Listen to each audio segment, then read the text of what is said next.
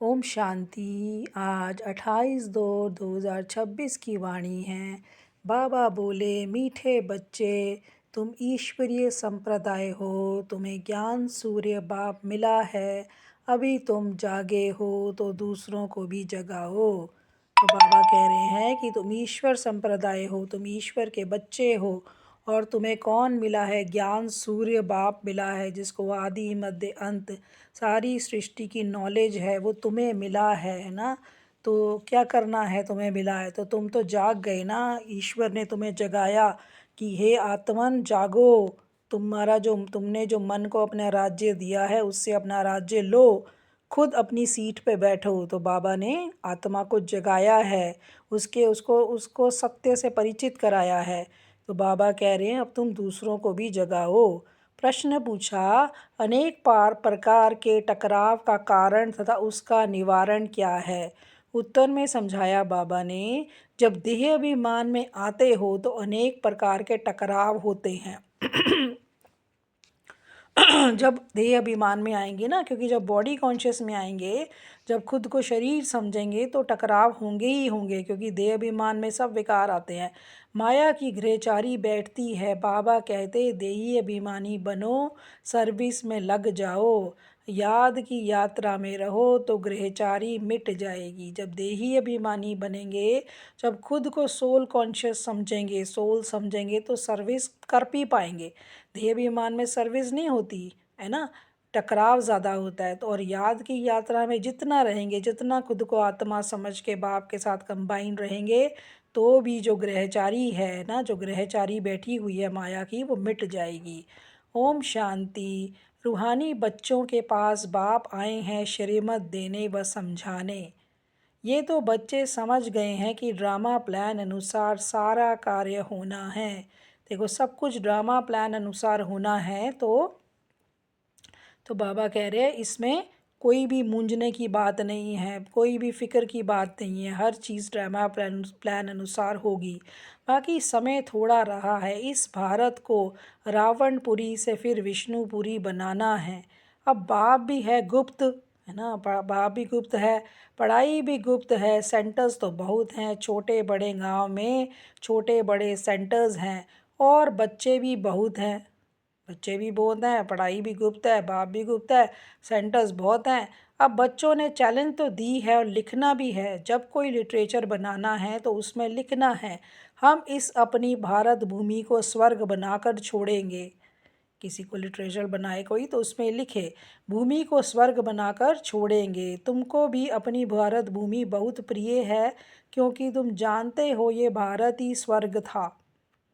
उनको बोलो, उनको ऐसे लिख के दो कि तुम्हें भी तो अपनी भारत भूमि बड़ी प्रिय है ना, और तुम जानते हो कि भारत कभी कभी सोने की चिड़िया था।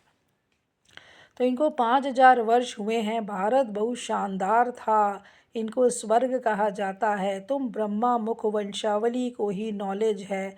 इस भारत को श्रीमत पर हमको स्वर्ग ज़रूर बनाना है, सबको रास्ता बताना है, और कोई खिटपिट की बात नहीं है। आपस में बैठ राय करनी चाहिए कि इन प्रदर्शनी के चित्रों द्वारा हम ऐसी क्या एडवर्टाइजमेंट करें जो अखबार में भी चित्र दें। तो बाबा कह रहे हैं इसको ऐसे बैठ के हमें प्लानिंग करनी चाहिए कि हम प्रदर्शनी में कैसे उसके एड्स दें, जिससे कि अखबार में भी एड्स आए। तो आपस में इस पर सेमिनार करना चाहिए, जैसे गवर्नमेंट के लोग आपस में मिलते हैं, राय करते हैं कि भारत को हम कैसे सुधारें। अब ये जो इतने मतभेद हो गए हैं, उनको आपस में मिलकर ठीक करें, और भारत में शांति सुख कैसे स्थापन करें। उस गवर्नमेंट का भी पुरुषार्थ चलता है, वो गवर्नमेंट भी यही कहती है ना, पीस हो जाए। तो बाबा कहते हैं वो तो हो नहीं सकता। तुम भी पांडव गवर्नमेंट गाई हुई हो, ये बड़ी ईश्वरीय गवर्नमेंट है, सबसे बड़ी है ईश्वरीय गवर्नमेंट। इनको वास्तव में कहा ही जाता है पावन ईश्वरीय गवर्नमेंट। पतित पावन बाप ही पतित बच्चों को बैठ पावन दुनिया का मालिक बनाते हैं, है ना। पतित बच्चों को कौन बनाता है? पावन बाप। ये बच्चे ही जानते हैं, मुख्य है ही भारत का आदि सनातन देवी देवता धर्म। ये भी बच्चे जानते हैं, ये है रुद्र ज्ञान यज्ञ, शिव द्वारा स्थापन किया गया ज्ञान रूपी यज्ञ। रुद्र कहा ही जाता है ईश्वर बाप को, शिव को।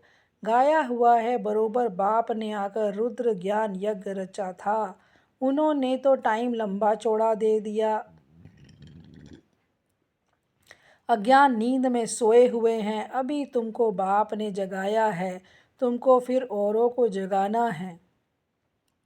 अभी तुम्हें बाप ने जगाया है, तुम्हें औरों को जगाना है। ड्रामा प्लान अनुसार तुम जगाते रहते हो। इस समय तक जिसने जैसे जैसे जितना जितना पुरुषार्थ किया है उतना ही कल पहले भी किया था, है ना। तो देखो हमारा पुरुषार्थ भी ड्रामा में फिक्स्ड है। कह रहे हैं जितना जितना पुरुषार्थ किया था कल पहले भी उतना ही किया था जो अब कर रहे हैं।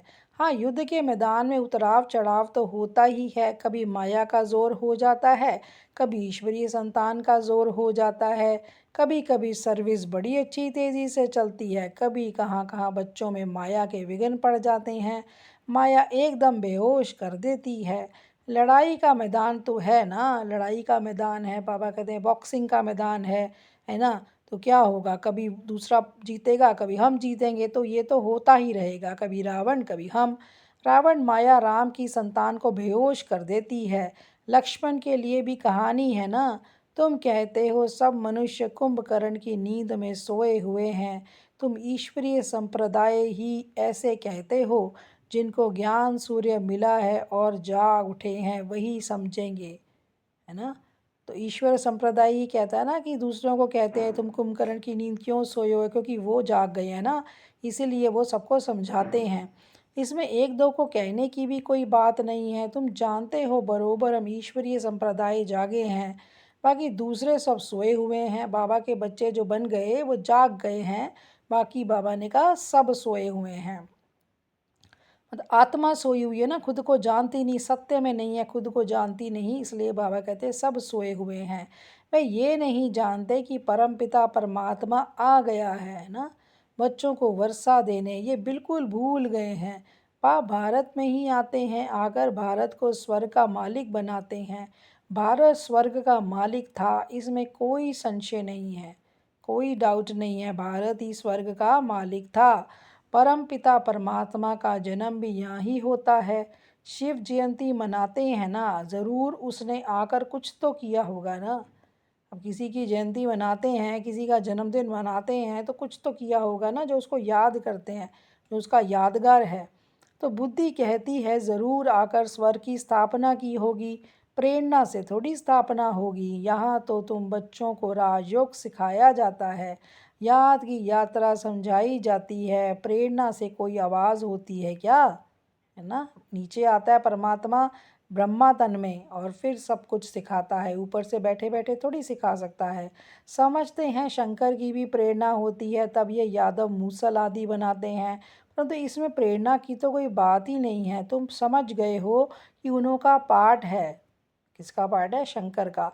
ड्रामा में ये मूसल आदि बनाने का भी पार्ट है ना, प्रेरणा की बात नहीं है। ड्रामा अनुसार विनाश तो ज़रूर होना ही है। गाया हुआ है महाभारत लड़ाई में मूसल काम आए, तो जो पास्ट हो गया है वह फिर रिपीट होगा, क्योंकि ड्रामा जो है हूबहू बार बार रिपीट होता है। तुम गारंटी करते हो हम भारत में स्वर स्थापन करेंगे जहाँ एक धर्म होगा, आदि सनातन देवी देवता धर्म। तुम ऐसे नहीं लिखते कि अनेक धर्म विनाश होंगे, वह तो चित्र में लिखा हुआ है। स्वर की स्थापना होती है तो दूसरा कोई धर्म नहीं होता है ना, एक मत एक धर्म होता है। अभी तुमको समझ में आता है, सबसे बड़ा पाठ है शिव का, ब्रह्मा का और विष्णु का, है ना। क्योंकि ये क्या है, शिव जो है, शिव ने 3 देवता क्रिएट किए, ब्रह्मा विष्णु शंकर। तो ब्रह्मा का भी पार्ट है स्थापना का, विष्णु का पार्ट है पालना का। शिव तो बाबा कहते हैं ही नहीं, है ना। तो इसलिए बाबा कह रहे हैं ब्रह्मा सो विष्णु, विष्णु सो ब्रह्मा। ये तो बड़ी गूढ़ बातें हैं, विष्णु से ब्रह्मा कैसे बनता है, तो विष्णु कैसे बनता है। विष्णु तो जो डबल रूप है लक्ष्मी नारायण के, उसको कहते हैं। तो विष्णु जो है वो सतयुग में है, ब्रह्मा जो है वो सूक्ष्म वतन में है, और अभी यहाँ पे कौन है, प्रजापिता ब्रह्मा। तो बाबा कह रहे हैं ब्रह्मा फिर विष्णु बनते हैं, ये सेंसिबल बच्चे की बुद्धि में झट आ जाता है। देवी संप्रदाय तो बनते ही हैं, एक की बात नहीं है। इन बातों को तुम बच्चे समझते हो, दुनिया में एक भी मनुष्य नहीं समझता। वह लक्ष्मी नारायण व विष्णु की पूजा भी करते हैं, सब करते भी हैं, लेकिन उनकी बायोग्राफी नहीं जानते। परंतु उनको ये पता नहीं है कि विष्णु के ही दो रूप लक्ष्मी नारायण हैं, तो जो नई दुनिया में राज्य करते हैं। बाकी चार भुजा वाला कोई मनुष्य नहीं होता। ये सूक्ष्म वतन में एम ऑब्जेक्ट दिखलाते हैं प्रवृत्ति मार्ग का। ये सारे वर्ल्ड की हिस्ट्री ज्योग्राफी, मतलब वो चार भुजा वाला विष्णु को जो दिखाया है ना, वो ऐसा कोई मनुष्य नहीं है। विष्णु भी एक सूक्ष्म वतन का एक सिंबल है। It's not a real human, है ना। ह्यूमन उसका वो नहीं है कोई भी। तो बाबा कह रहे चार भुजा वाला मनुष्य तो कोई होता ही नहीं। ये तो सूक्ष्म विश्व वतन में दिखाया है, एम ऑब्जेक्ट दिखाने के लिए बताया है। ये सारे वर्ल्ड की हिस्ट्री ज्योग्राफी कैसे चक्र लगाती है ये कोई नहीं जानते। बाप को ही नहीं जानते तो बाप की रचना को कैसे जान सकते। बाप ही रचना के आदि मध्य अंत का नॉलेज बताते हैं। ऋषि मुनि भी कहते थे हम नहीं जानते हैं। बाप को जान जाएं तो रचना के आदि मध्य अंत को भी जान जाएं। बाप कहते हैं मैं एक ही बार आकर तुम बच्चों को भी सॉरी नॉलेज सुनाता समझाता हूँ। एक ही बार आता है ना, संगम युग पर आता है और सारी नॉलेज समझाता है। फिर आता ही नहीं हूँ, फिर पूरे कल्प नहीं आऊँगा। तो रचता और रचना के आदि मध्य अंत को जाने ही कैसे। बाप स्वयं कहते हैं मैं सिवाय संगम युग के कभी आता ही नहीं हूँ। तो दुनिया में क्या कहते हैं, युगे युगे युगे युगे धर्मस्य, युगे युगे नहीं आते हैं। संगम युग में जब सतयुग का, कलयुग और सतयुग का संगम होता है तब आते हैं। मुझे बुलाते भी संगम पर हैं। पावन सतयुग को कहा जाता है, पतित कलयुग को कहा जाता है। तो ज़रूर मैं आऊँगा पतित दुनिया के अंत में ना, क्योंकि भगवान का कर्तव्य क्या है, पतित दुनिया को पावन बनाने का कर्तव्य है। तो जब दुनिया पतित होगी तभी तो आएगा ना। पहले तो दुनिया पतित होती ही नहीं है। और हर मनुष्य आत्मा जब पतित होगी तब वो आएगा, जब एंडिंग पीरियड होगा, है ना। तो कलयुग के अंत में आकर पतित से पावन बनाते हैं, सतयुग आदि में पावन है। ये तो सहज बात है ना। मनुष्य कुछ भी समझ नहीं सकते कि पतित पावन बाप कब आएंगे। अभी तो कलयुग का अंत कहेंगे। अगर कहते हैं कलयुग में अजून 40,000 वर्ष पड़े हैं तो और कितना पतित बनेंगे। अभी इतना बुरा हाल है, और 40,000 वर्ष के बाद क्या हालत होगी, कितना दुख होगा। सुख तो होगा ही नहीं, कुछ भी मालूम न होने कारण बिल्कुल ही घोर अंधेरे में हैं। तुम समझ सकते हो। तो बच्चों को आपस में मिलना है, मतलब मिलना है, बाबा ने बताया ना, कॉन्फ्रेंस करनी है, सेमिनार करना है, तो एक दूसरे के साथ मिलना है और चित्रों पर अच्छी रीति समझाना होता है। ये भी ड्रामा अनुसार चित्र आदि सब निकाले हैं। बच्चे समझते हैं जो समय पास होता है हूबहू ड्रामा चलता रहता है। जो पास्ट हुआ वो ड्रामा में था तो हो गया, है ना। बच्चों की अवस्थाएं भी कभी नीचे कभी ऊपर होती रहेंगी, ये भी ड्रामा में नूंद है। बड़ी समझने की बातें हैं, बड़ी समझने की बातें हैं ये ना। ऐसे ही समझ में नहीं आती हैं, इसकी बड़ी मेहनत करनी पड़ती है, बहुत बार बार घोटना पड़ता है कि हम जो है ड्रामा बना बनाया है, हम आत्मा इस ड्रामा में पार्ट बजा रहे हैं। मेरी स्क्रिप्ट में कुछ भी होता है वो मेरा सत्य नहीं है, वो एक रिकॉर्डिंग है ना। और मैं कौन हूँ, मैं शांत स्वरूप आत्मा हूँ। मैं एक साइलेंट ऑब्जर्वर हूँ जो ड्रामा के हर सीन को देख रही है। तो हमेशा अपने सत्यता पे पानी दीजिए। ये जो स्क्रिप्ट यहाँ पे चल रही है इसको हमें नहीं देखना, जो भी हो रहा है होने दो। हम्म। तो बड़ी समझने की बातें हैं। कभी कभी गृहचारी आकर बैठती है तो उनको मिटाने के लिए कितने प्रयत्न करते हैं। बाबा घड़ी घड़ी कहते हैं बच्चे तुम देह अभिमान में आते हो इसलिए टक्कर होता है। जब बॉडी कॉन्शियस में आते हैं, जब मैं को भूल जाते हैं, सच सच जो सत्यता का मैं है, खुद को आत्मा नहीं समझते, देह समझते हैं, तो क्या होता है, तो टक्कर होती है। इसमें देही अभिमानी बनना पड़े। बच्चों में देह अभिमान बहुत है। बाबा देखो क्या दे रहे हैं, रिजल्ट दे रहे हैं कि देह अभिमान बहुत है। तुम देही अभिमानी बनो तो बाप की याद रहेगी और सर्विस में उन्नति करते रहेंगे। देखा क्रक्स आ गया कि आप जब सोल कॉन्शियस बनोगे तो बाप की याद ऑटोमेटिकली रहेगी और सर्विस में भी उन्नति होती रहेगी। क्योंकि जो देही अभिमानी होता है उसकी वाइब्रेशंस ही सेवा करती हैं हमेशा, है ना। तो ऊंच पद जिनको पाना है वह सदैव सर्विस में लगे रहेंगे। तो ये सर्विस करनी है, देही अभिमानी बनने की सर्विस करनी है। और ये जो सर्विस करेगा वो क्या करेगा, वो ऊंच पद पाएगा, वो सदैव सर्विस में लगा रहेगा अगर वो सोल कॉन्शियस प्रैक्टिस करता है। तो तकदीर में नहीं है तो फिर तदबीर भी नहीं होगी। खुद कहते हैं बाबा हमको धारणा नहीं होती, बुद्धि में नहीं बैठता। जिनको धारणा होती है तो खुशी भी बहुत होती है। समझते हैं शिव बाबा आया हुआ है। अब बाप कहते हैं बच्चे तुम अच्छी रीति समझ कर फिर औरों को समझाओ। पहले तो खुद समझो अच्छे से, फिर दूसरों को समझाओ। कोई तो सर्विस में भी में ही लगे रहते हैं, कोई तो सर्विस में ही लगे रहते हैं, पुरुषार्थ करते रहते हैं। ये भी बच्चे जानते हैं जो सेकंड गुजरता है वे ड्रामा में नूंद है, फिर ऐसे ही रिपीट होगा। जो पास्ट हो गया वो फिर से ऐसे ही होगा, ड्रामा में था हो गया। बच्चों को समझाया जाता है बाहर भाषण आदि पर तो अनेक प्रकार के नए आते हैं सुनने के लिए। तुम समझते हो गीता वेद शास्त्र आदि पर कितने मनुष्य भाषण करते हैं, उनको कोई ये थोड़ी पता है कि यहाँ ईश्वर अपना और अपनी रचना के आदि मध्य अंत का राज समझाते हैं ना। तो बाबा कह रहे हैं कि भाषण तो बहुत लोग करते हैं, तो उसमें गीता वेद शास्त्र का भाषण करते हैं, लेकिन आपका जो भाषण है कि आपका भाषण क्या होता है, ईश्वर के बारे में और उसकी रचना के बारे में है। रचयिता ही आकर सारा ज्ञान सुनाते हैं, त्रिकालदर्शी बनाना ये बाप का ही काम है। शास्त्रों में ये बातें हैं नहीं, ये नई बातें हैं।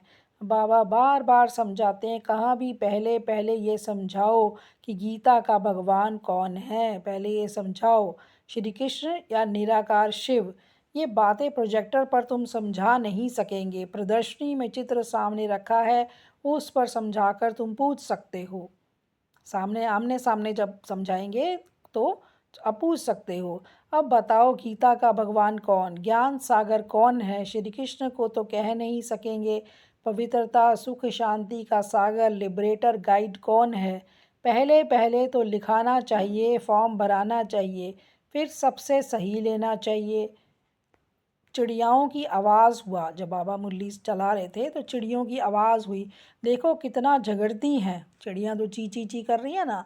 तो बाबा कह रहे हैं कितना झगड़ती हैं, इस समय सारी दुनिया में लड़ाई झगड़ा ही है ना। मनुष्य भी आपस में लड़ते रहते हैं, मनुष्य में ही समझने की बुद्धि है। 5 विकार भी मनुष्य में गाए जाते हैं, जानवरों की तो बात ही नहीं। ये है विशियस वर्ल्ड, है ना, विशियस वर्ल्ड है जहाँ पे विकार ही विकार है। वर्ल्ड मनुष्य के लिए ही कहा जाता है, विशियस वर्ल्ड बती जो विश्व लोग यहाँ पे सारे विशियस हैं। कलयुग में है आसुरी संप्रदाय, सतयुग में है देवी संप्रदाय। अभी तुमको इस सारे कंट्रास्ट का पता है, तुम सिद्ध कर बता सकते हो। सीढ़ी में भी बड़ा क्लियर दिखाया हुआ है, नीचे है पतित ऊपर में है पावन, इनमें बड़ा क्लियर है। जो चित्र है ना सीढ़ी का, सीढ़ी ही मुख्य है, उतरती कला और चढ़ती कला। ये सीढ़ी बड़ी अच्छी है, इनमें ऐसा क्या डालें जो मनुष्य बिल्कुल अच्छी रीति समझ जाएं कि बरोबर ये पतित दुनिया है, पावन दुनिया स्वर्ग थी। यहाँ सब पतित हैं, पावन एक भी हो नहीं सकता। रात दिन ये ख्यालात चलना चाहिए, है ना। आत्म प्रकाश बच्चा लिखता है, आत्म प्रकाश भाई जी है ना, बाबा उनको याद कर रहे हैं। देखो जो होनहार बच्चे होते हैं जो बहुत याद करते हैं उनको बाबा नाम भी ले लेते हैं उनका। तो बाबा कह रहे हैं यहाँ सब पतित हैं, पावन एक भी को भी नहीं कह सकते। रात दिन यह ख्यालात चलना चाहिए। आत्म प्रकाश बच्चा लिखता है, बाबा ये चित्र बनाएं। बाबा कहते भल विचार सागर मंथन कर कोई भी चित्र बनाओ, परंतु सीढ़ी बड़ी अच्छी बननी चाहिए। इस पर बहुत समझा सकते हैं। 84 जन्म पूरे कर फिर पहला नंबर जन्म लिया है, फिर उतरती कला से चढ़ती कला में जाना पड़े। 84 जन्म पूरे कर फिर पहला नंबर जन्म लिया है और फिर उतरती कला से चढ़ती कला में जाना पड़े। इसमें हर एक का विचार चलना चाहिए, नहीं तो सर्विस कैसे कर सकेंगे। चित्रों पर समझाना बहुत सहज होता है। तो बाबा कह रहे हैं कोर्स को समझाना सीखो, तभी तो दूसरों की सर्विस कर सकेंगे। सतयुग के बाद सीढ़ी उतरनी होती है, ये भी बच्चे जानते हैं। हम पार्टधारी एक्टर्स हैं, यहाँ से ट्रांसफ़र हो सीधा सतयुग में नहीं जाते, सतयुग में नहीं जाते ना। तो कहाँ जाते हैं? पहले शांति धाम में जाना है। हाँ, तुम्हारे में भी नंबरवार हैं जो अपने को पाठधारी समझते हैं इस ड्रामा में। ये देखो बाबा क्या रिजल्ट दे रहे हैं। बहुत कम बच्चे हैं, नंबरवार हैं, जो खुद को एक्टर समझते हैं इस दुनिया में। भूल जाते हैं ना कि हम एक्टर हैं, यहीं फंस जाते हैं, रोल में ही फंस जाते हैं। तो बाबा कह रहे हैं नंबरवार हैं सब। दुनिया में ऐसा कोई कह ना सके कि हम पाठधारी हैं। हम लिखते भी हैं कि पाठधारी एक्टर्स होते हुए भी ड्रामा के क्रिएटर, डायरेक्टर आदि मध्य अंत को नहीं जान सकते, तो वह फर्स्ट क्लास बेसमझ हैं, है ना। तो बाबा कहते हैं जो पाठधारी, पाठधारी तो सारी आत्माएं हैं, सारी आत्माएं एक्टर्स हैं। तो बाबा कह रहे हैं जो एक्टर भी हो और वो ड्रामा के क्रिएटर, डायरेक्टर आदि मध्य अंत को भी नहीं जानता, तो वो फर्स्ट क्लास बेसमझ है। ये तो भगवानुवाच है, शिव भगवानुवाच ब्रह्मा तन द्वारा। ज्ञान सागर व निराकार है, उनको अपना शरीर है नहीं। बड़ी समझने की युक्तियां हैं, तुम बच्चों को बड़ा नशा रहना चाहिए। हम किसकी गिलानी थोड़ी करते हैं, किसी की बुराई नहीं करते हम। ये तो राइट बात है ना, जो भी बड़े बड़े हैं उन सब में सबके चित्र तुम डाल सकते हो, सीढ़ी कोई को भी दिखला सकते हो। अच्छा, मीठे मीठे सिकिलदे बच्चों प्रति माता पिता बाप दादा का याद प्यार और गुड मॉर्निंग। रूहानी बाप की रूहानी बच्चों को नमस्ते। हम रूहानी बच्चों की रूहानी बाप दादा को गुड मॉर्निंग और नमस्ते। धारणा के लिए मुख्य सार है भारत में सुख शांति की स्थापना करने व भारत को स्वर्ग बनाने के लिए आपस में सेमिनार करना है। उसमें डिस्कशन करनी है कि कैसे हम आगे सेवा को बढ़ाएं। श्रीमत पर भारत की ऐसी सेवा करनी है। दूसरा पॉइंट बोला बाबा ने, सर्विस में उन्नति करने व सर्विस में उसे उच्च पद पाने के लिए देही अभिमानी रहने की मेहनत करनी है। ज्ञान का विचार सागर मंथन करना है। ज्ञान के अंदर विचार सागर मंथन करो और देही अभिमानी रहने की मेहनत करो। वरदान दिया बाबा ने, पवित्रता के आधार पर सुख शांति का अनुभव करने वाले नंबर 1 अधिकारी भव। जो बच्चे पवित्रता की प्रतिज्ञा को सदा स्मृति में रखते हैं उन्हें सुख शांति की अनुभूति स्वतः होती है। हाँ, जो ये सोचते हैं कि हम सदा पवित्र हैं, मनसा वाचा कर्मणा, सदा स्मृति में रखते हैं, तो उनको सुख शांति मिलती है। क्योंकि पवित्रता तो है, जो पवित्रता है वो सुख शांति की जननी है। पवित्रता का अधिकार लेने में नंबर 1, हाँ, तो बाबा कह रहे हैं अधिकार लेने में नंबर 1 रहना, अर्थात सर्व प्राप्तियों में नंबर 1 बनना। इसलिए पवित्रता के फाउंडेशन को कभी कमज़ोर नहीं करना, तब ही लास्ट ऑफ फास्ट जाएंगे। बाबा ने इम्पोर्टेंस बताई कि पवित्रता का जो फाउंडेशन है उसको कभी भी कमज़ोर नहीं करना। इसमें ब्रह्मचर्य भी आ गया, तो बाबा कह रहे हैं तो लास्ट ऑफ फास्ट जाएंगे। इसी धर्म में सदा स्थित रहना, सदा स्थित रहना पवित्रता के धर्म में, है ना। मनसा वाचा कर्मणा, कुछ भी हो जाए, चाहे व्यक्ति, चाहे प्रकृति, चाहे परिस्थिति कितना भी हिलाए, लेकिन धरत पर ये धर्म ना छोड़िए, है ना। मर जाएंगे लेकिन अपनी धारणा को नहीं छोड़ेंगे। इसलिए बाबा ने कहा कोई भी आपको हिलाना चाहे, आपकी पवित्रता से आप कभी भी हिलना नहीं। स्लोगन दिया बाबा ने, व्यर्थ से इनोसेंट बनो तो सच्चे सच्चे सेंट बन जाएंगे, सेंट बन जाएंगे ना। सेंट होता ना, जो सेंट एक वैसे भी होता है कि 100 सेंट, है ना, और सेंट होता है ना महान महान आत्मा। तो बाबा ने कहा ना व्यर्थ से इनोसेंट बनना है, व्यर्थ तुम्हें पता भी नहीं होना चाहिए, व्यर्थ से दूर हो जाओ तो आप सच्चे सच्चे सेंट बन जाएंगे। व्यक्त इशारे में बोला, एकता और विश्वास की विशेषता द्वारा सफलता संपन्न बनो। बाप दादा चाहते हैं कि हर बच्चा एक रस स्थिति, श्रेष्ठ स्थिति के आसनधारी, एकांतवासी, अशरीरी, एकता स्थापक, इकोनॉमी का अवतार बने। देखो कितनी सारी बाबा ने आशा रख दी। एक रस श्रेष्ठ स्थिति के आसनधारी यानी सदा एक रस स्थिति रहे, एकांतवासी एक के अंत में खोया हुआ, अशरीरी शरीर के पता रहे कि देह अलग मैं अलग, एकता स्थापक एकता लाने के लिए किसी से भी मन मुटाव नहीं, इकोनॉमी एक के साथ जुड़ा हुआ, इकोनॉमी मीन्स बचाना, जैसे चीज़ों को बचाते हैं ना, संकल्पों की बचत करना, जैसे का अवतार बने। एक दो के विचारों को समझ सम्मान दें, है ना, रिस्पेक्ट करें, दूसरे का जो विचार है उसको कट नहीं करना, उसको सम्मान दे, एक दो को इशारा दें, लेन देन कर आपस में संगठन की शक्ति का स्वरूप प्रत्यक्ष करो कि हमारा संगठन बड़ा मजबूत है, एकता है हमारे संगठन में। बाबा कहते हैं इसको प्रत्यक्ष करो, क्योंकि आपके संगठन के एकता की शक्ति, आपके संगठन की जो एकता की शक्ति है सारे ब्राह्मण परिवार को संगठन में लाने के निमित्त बनेगी।